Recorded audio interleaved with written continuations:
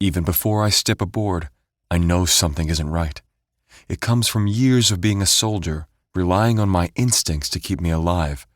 I race below decks, calling her name as my feet pound the floor to the bedroom. Petra's not there.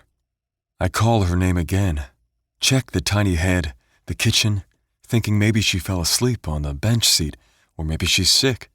Maybe she went home, even though I told her to stay on the boat. My mind goes through all the possibilities, quickly discarding them as the evidence mounts.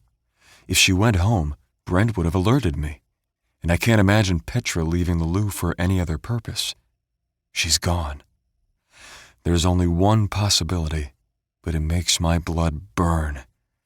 Leaning against the galley table, I try to calm my breathing. I won't be able to find her unless I can think.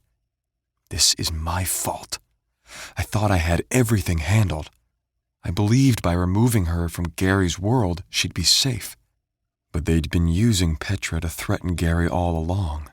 I just need a little more time, Gary had said into his phone the night I broke into the office. Obviously, Gary's time was up. So did Gary escape to try to prevent them from using Petra? Or did he flee to one of those hunting cabins because he trusted me to keep her safe? Either way, I failed, just like in El Salvador. I shake the ugly thought from my mind, knowing I can't think about the past. The only thing that matters is finding Petra.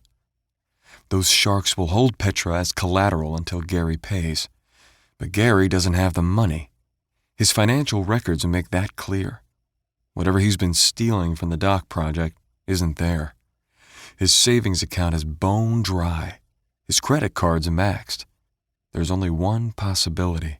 He's gambled everything he stole in an attempt to make money from thin air, then lost it. It's the curse of a compulsive gambler. They never know when to quit. I block the series of images flooding my brain of what bad people do to girls like Petra. As a SEAL, I freed my share of prisoners, and although I granted those people their freedom, they will be forever broken. I have to get Petra back before that happens to her. Rushing to the bedroom, I try to recreate the scene. The sheets are tangled and Petra's clothes are gone. There's a faint musty scent I noticed when I first entered the space. Now that I'm here again, I realize what it means. They drugged her. Closing my eyes, I try to think. Where would they take her? When I push off from the bed, I feel something hard under my fingertips.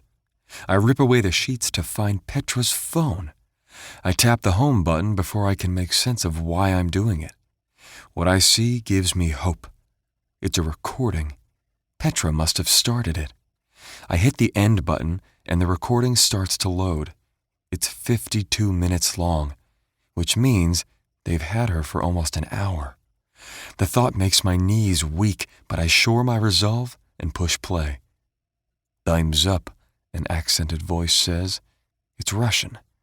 "Where are you taking me?" Petra sounds so brave, but I can tell she's terrified. My fists clench when the voice answers. "Don't worry, pretty girl. If Uncle Gary does as we say, you'll be returned very soon." Pretty girl? My fists clench, anger choking me. "And if he doesn't?" Her shaking voice shatters my heart. "Then it will be very bad for you, but good for us."